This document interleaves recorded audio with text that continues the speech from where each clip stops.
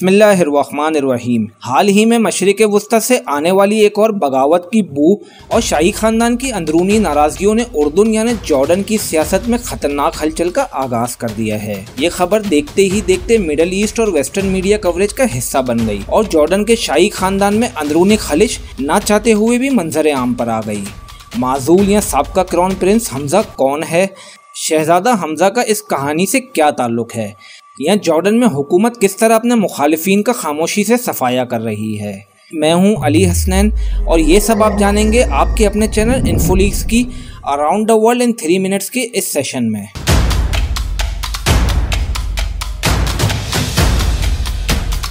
शुरू करते हैं 1999 से, जब जॉर्डन के किंग अल हुसैन बिन तलाल दार फ़ानी को खैरबाद कह गए।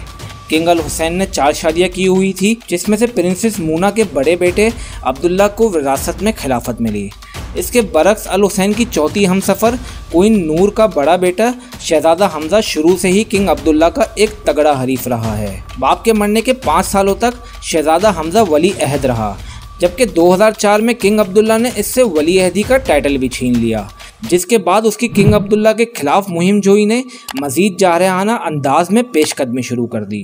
हुआ कुछ यूं कि हालिया दिनों में शहजादा हमजा को मुल्क दुश्मनी, गद्दारी और किंगडम के खिलाफ साजिश करने के इल्ज़ाम में 15 लोगों के साथ गिरफ्तार कर लिया गया। शहजादा हमजा को न सिर्फ उसके महल में नज़रबंद कर दिया गया, बल्कि उस पर अवामी रवाबित, इंटरनेट और सोशल मीडिया के इस्तेमाल और किसी भी किस्म की सियासी सरगर्मी में हिस्सा न लेने पर पाबंदी आयद कर दी गई। शहजादा हमजा ने अपने खुफिया बयान में वाज़ेह किया है कि वो न किसी कॉन्स्पायरेसी का हिस्सा रहा है और न उसने किसी मुल्क दुश्मनों से रवाबित रखे, और वो हुकूमत के इस इक़दाम को सिरे से मुस्तरद करता है और वो किसी भी किस्म की पाबंदियों को बर्दाश्त नहीं करेगा। दूसरी जानिब कुछ तजिया निगारों ने यह भी कहा है कि अगर शहजादा हमजा मुल्क दुश्मनी में मुलव्विस होते तो उनके साथ सिक्योरिटी के एहलकार भी शामिल होते, क्योंकि ये काम सिक्योरिटी एहलकारों के बिना मुमकिन नहीं, जबकि किसी भी सिक्योरिटी एहलकार को इसका मोरिद इल्ज़ाम नहीं ठहराया गया। शहजादा हमजा किंग अब्दुल्ला पर करप्शन करने और अरब स्प्रिंग 2011 के बाद कोई नया रिफॉर्म ना लाने पर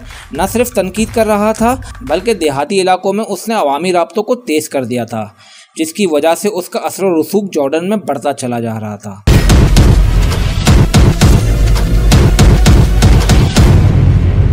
जॉर्डन, जो अमेरिका और इसराइल का ख़ास इत्तेहादी मुल्क है, 35 अरब डॉलर जो उनके मुल्क का 95% GDP बनता है, कर्ज में डूबा हुआ है, जबकि IMF ने दूसरी जानिब इसको डेप्थ रेशो कम करने का कहा है, ताकि IMF की लोन की किस्तें बाकायदगी से भरी जाती रहे, जिसकी वजह से जॉर्डन में इकनॉमिक कंडीशन बहुत हद तक ख़राब होती नज़र आ रही है।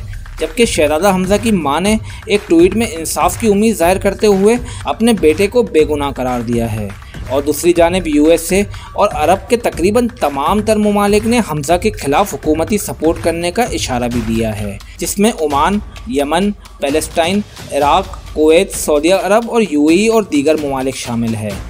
क्या शहजादा हमजा जॉर्डन में बादशाही निज़ाम, जो ख़ुद को हाशमी सल्तनत कहलवाते हैं, के खिलाफ बगावत का परचम लेकर और सियासी मुखालिफिन को अपने साथ मिलाकर हुकूमत का तख्ता उलट सकता है? या शाही ख़ानदान की जबरन खामोशी और कत्लो गारत करने वाली पॉलिसी किंग अब्दुल्ला को सऊदी अरब के क्राउन प्रिंस मोहम्मद बिन सलमान की तरह अपने मुल्क में मज़ीद तक़वियत बख्शेगी? इनके जवाब आप पर छोड़ते हैं। अगर आपको ये वीडियो पसंद आए तो इसे लाइक करके शेयर ज़रूर करें। शुक्रिया।